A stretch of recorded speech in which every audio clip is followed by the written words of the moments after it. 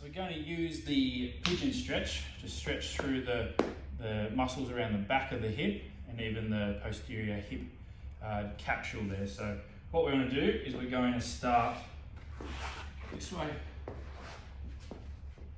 So shin across in front of us here, can tuck it down a little bit if need be. We want to try and focus on keeping those hips as square as we can. So we're stretching, so I'm sitting down through my left hip here.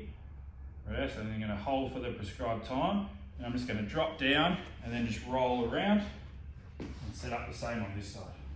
So then trying to drop down to my right hip so that I'm feeling that on the back of that right hip. If you're tight through the front of your hips, so the beauty of this stretch is you'll still feel it through those hip flexors and the structures on the front of that hip joint.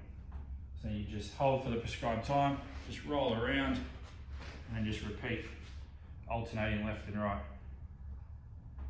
So again, hold, try and sit down into the floor. So if you need to, just bring it in a little bit so you don't feel as much of a stretch if that's too intense. Then you just come around, switch, bring that back leg around. Again, trying to keep those hips square.